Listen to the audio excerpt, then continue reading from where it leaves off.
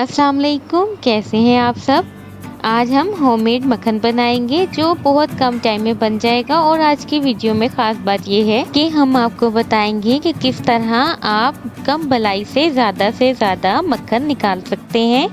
तो वीडियो को एंड तक ज़रूर देखिए और हमें लाइक एंड सब्सक्राइब करना मत भूलिए। आप देख रहे हैं कुकियम्स।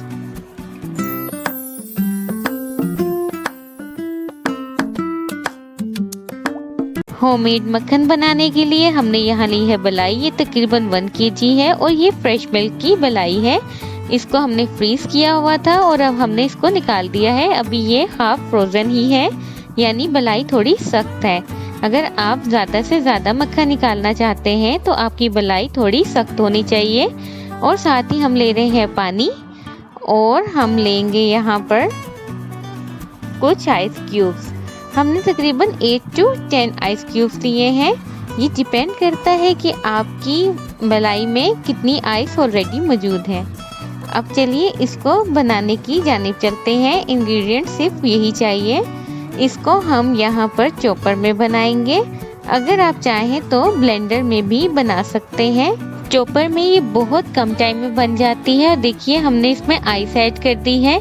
अब हम इसमें पानी बहुत कम यूज़ कर रहे हैं। तकरीबन हमने 50 ml लगा लीजिए, यानी हाफ से भी हाफ कप वो डाला है। इसमें ज़्यादा पानी ऐड नहीं करना।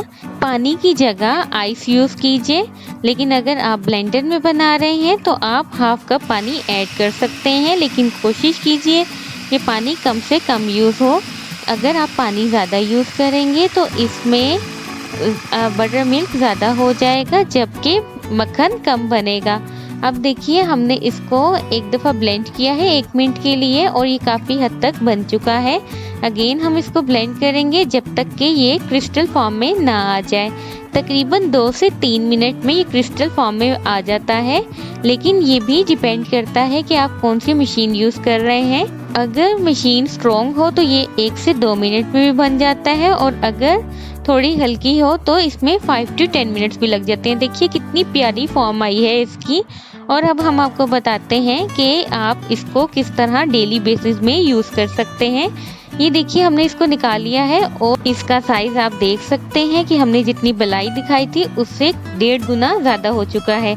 अब इसमें से कुछ को हम डेली बेसिस के यूज़ में रख लेंगे और बाकी का हम घी बना लेंगे, जिसकी रेसिपी आपको बहुत जल्द चैनल पे मिल जाएगी। ये देखिए हमने निकाल लिया है और ये हम डेली बेसिस में यूज़ करेंगे।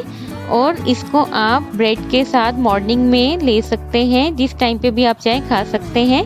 लेकिन इसको प्रिजर्व करने का तरीका ये होता है, क्योंकि ये फ्रेश है इसलिए आप इसको फ्रीज़र में ज़रूर रखिए और जब आपने यूज़ करना हो तो आप इसको निकाल के डेली बेसिस में यूज़ कर सकते हैं। ये बहुत टेस्टी और हेल्दी होता है। इसमें कोई भी प्रिजर्वेटिव्स नहीं है, इसलिए आपको इसको फ्रीज़र में रखना ज़रूरी है।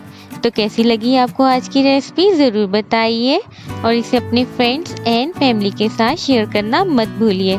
अपना बहुत ख्याल रखिए और देखते रहिए कुकियम्स। अल्लाह हाफिज़।